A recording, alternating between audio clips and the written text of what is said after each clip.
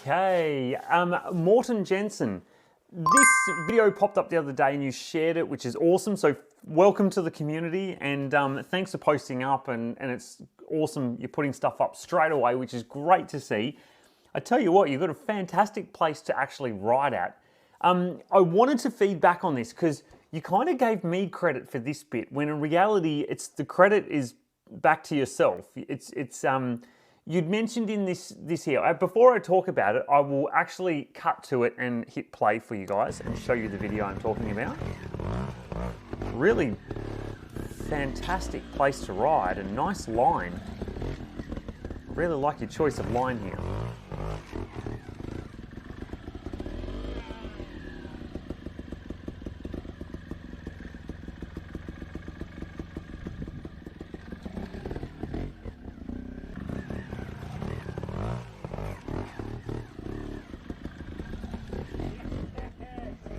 Now that is a cracking ride. I will cut to camera one and pause that back here. So really good ride. But you'd mentioned here that you thought it was your shoulder coming in on the bike when you were turning.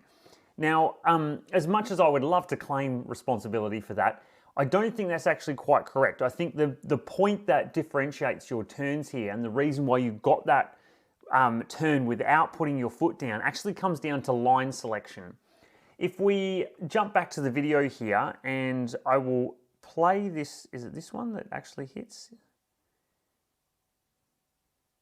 Yeah, that one there. So you've got hooked up on that inside left there, and now I need to, if I am incorrect here due to camera perspective, my apologies. Sometimes what I think it is, sometimes it's not.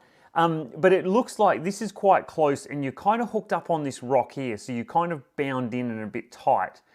So it's kind of like you've taken too tight a turn here. And is it two of them where you got caught? Yeah, there's two where you get caught here. Now, if we look at your actual tyre line here, and I do this and put, oh, hang on, I've got to restart it up. If we put a mark here, and that's the bottom of your tyre line, something like that when you come through, and then if we come through to the one where you actually make it, you'll notice, get ahead, here, the difference in your tyre line. Now it's quite obvious when you look at it this way, and you can see that difference there.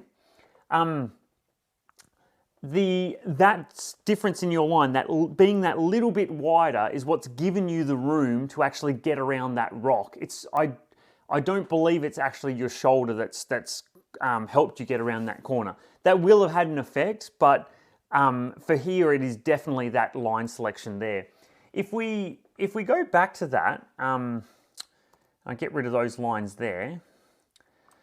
For me, on a turn like this, when you are riding the turn, if you watch where your front tyre is, I will put a mark in here. So that's where your tyre is on the ground. And if we pull you back out of that line, you can see that there's plenty more space here to come out. So from this line, we can come out this way further. For me, you kind of have this rock just here. It appears to me that that's something you don't want to be necessarily hitting your back wheel on. It looks like it's a decent step up to take that. Not that it would be out of your skill set, you're clearly capable of riding up that, but when you add it in on so close to a corner, it's something you kind of going to want to avoid doing, because it's an extra thing you're going to have to deal with. Now, for this, I'm thinking that if you've got your back in here, you could still get your front wheel significantly wider, and you kind of want to be wide out to these cones, and then I'm going to exaggerate this with the line, but then cut back. That's going to get you want to get your back wheel in as deep as possible. It might, that might actually be incorrect. It might be better if you try the two lines. You're going to want to avoid this. So what I'll do is I'll put a kind of a dot where you want to avoid, and then I will go, this should be, yeah, that's correct. So when you come in from this line, you're probably slightly better to be a little bit further over this side. So your rear tire ends up clearing that, beside that, and then can cut in and get close to this rock. And then, is that a color? No. Your front, you will want to, when it comes through, cut out that bit wider and leave it as wide as you can before you cut back in. Hope that all makes sense with all the pretty colors on the page. But essentially what you need to focus on is getting that front wheel out wide to those cones and following the turn around. You could cut back earlier like I was saying, but I think you would be better off looking at that line to get out wide and staying wide as long as you can and then cutting down. You may find that you're getting too wide then to square up to squeeze through that gap. So I'll allow for that bit of perspective nuance there that I can't judge. But definitely the line selection here for your rear tire is really what's done it. That's the key point that's got you around that corner. When I watch this as well, if we go here, when you're in the turn, you're quite tall and your legs are quite straight. And in I think it's the first video, there's a bit of a spin up here somewhere, and I'll press play.